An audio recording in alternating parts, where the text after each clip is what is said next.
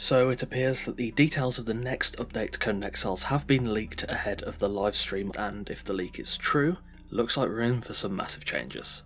So I'm not really sure exactly where this leak came from. I've seen a lot of other creators covering and reposting the leak trailer, and it looks like we're in for a massive change to Conan. To quickly run down what we're getting in Update 3.0, we are getting Sorcery, Rework to attributes, a battle pass, and an in-game shop named the Black Lotus Bazaar.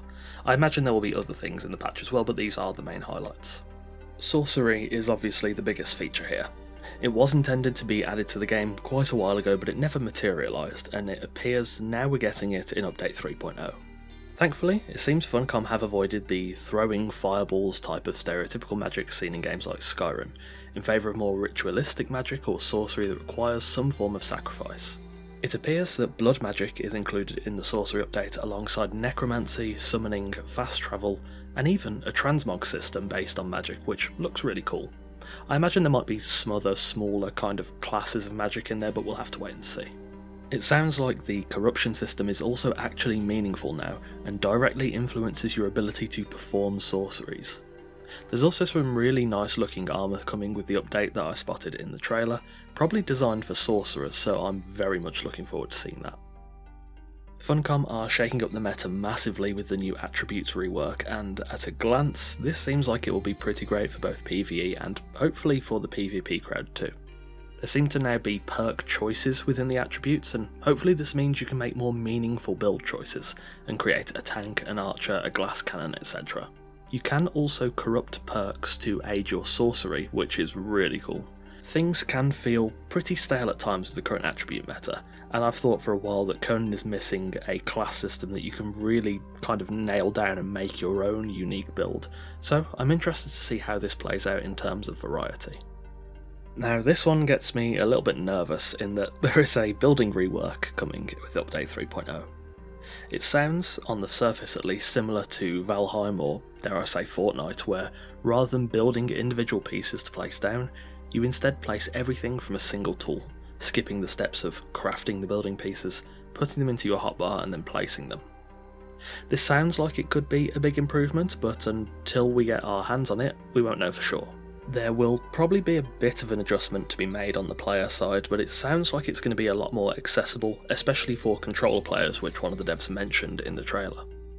We'll also be getting a creative mode with this rework, which already kind of exists, but it's nice to have what I assume will be a one-button toggle. So, the Battle Pass and microtransactions. I'm not a huge fan of Battle Passes or MTX myself, but I am willing to hear Funcom out on this. They stated in the trailer that this is a way to monetize game content to be able to provide free features now and in the future, presumably like Sorcery or maybe even later on a new map.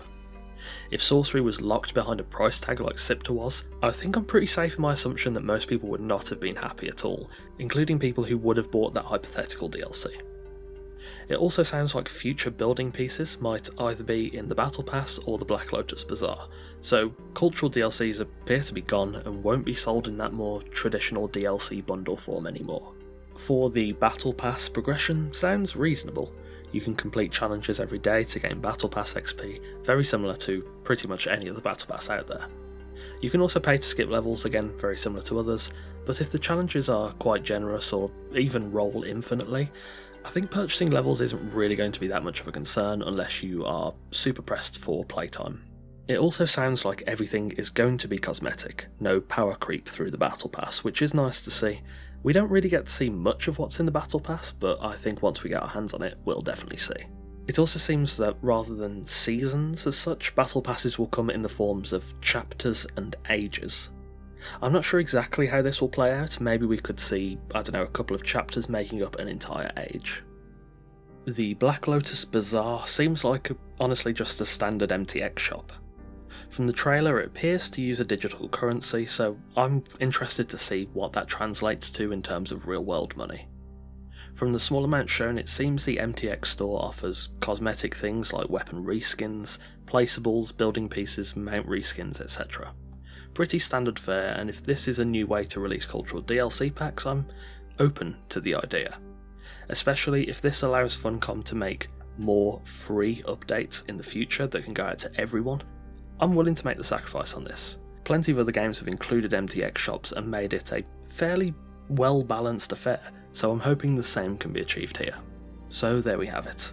It's a shame that the details of Update 3.0 have been leaked like this. I would have much rather seen everyone get excited about it together in the live stream on the 21st as intended, but at least we've only got a couple more days to go until the official reveal, where we might learn some more that isn't in the trailer. Things may change between now and then, but I think this is going to end up being pretty representative of what we can expect from Update 3.0.